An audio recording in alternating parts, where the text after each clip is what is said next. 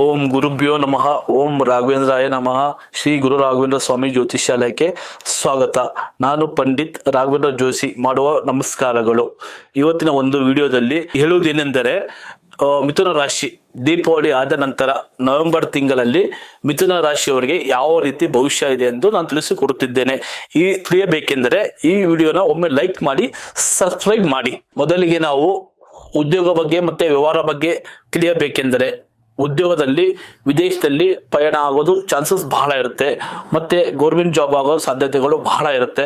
ಮತ್ತೆ ವ್ಯವಹಾರದಲ್ಲಿ ಸ್ವಲ್ಪ ಆರ್ಥಿಕ ಪರಿಸ್ಥಿತಿ ಸರಿ ಇರೋದಿಲ್ಲ, ಸಾಲ ಜಾಸ್ತಿ ಆಗುತ್ತೆ, ಮತ್ತೆ ವ್ಯವಹಾರದ ಕಂಪ್ಲೀಟ್ ಲಾಸ್ ಆಗುತ್ತೆ. ಸ್ವಲ್ಪ ವ್ಯವಹಾರದಲ್ಲಿ ಹುಷಾರಾಗಿರ್ಬೇಕು.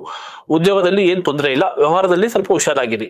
ಆರ್ಥಿಕ ಪರಿಸ್ಥಿತಿ ಬಗ್ಗೆ ತಿಳಿಯಬೇಕೆಂದರೆ, ಒಂದು ವಿಶೇಷವಾಗಿ ವಾಹನ ಖರೀದಿ ಇದೆ, ಒಂದು ಜಮೀನು ಖರೀದಿ ಇದೆ.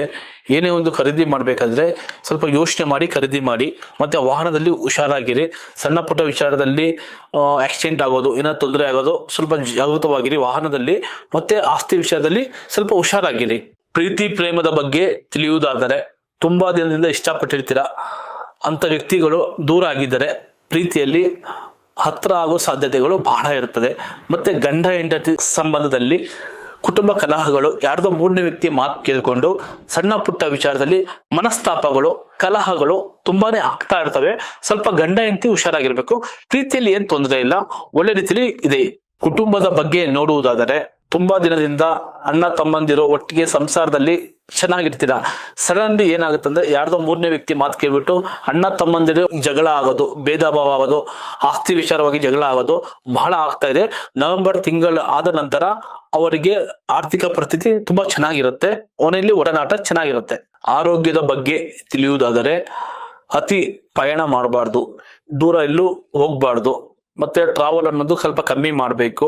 ಸ್ವಲ್ಪ ಕೆಲಸದಲ್ಲಿ ಸ್ವಲ್ಪ ಏನೇ ಒತ್ತಡ ಇದ್ರು ಫ್ರೀ ಆಗಿರ್ಬೇಕು, ಜ್ಞಾನ ಮಾಡಬೇಕು, ಯೋಗ ಅನ್ನೋದು ಮಾಡಬೇಕು. ದೇವರನ್ನು ಮನಸ್ಸಲ್ಲಿ ನೆನೆಸ್ಕೊಳ್ಳಿ, ಅಷ್ಟೇ ಒಳ್ಳೇದಾಗುತ್ತೆ.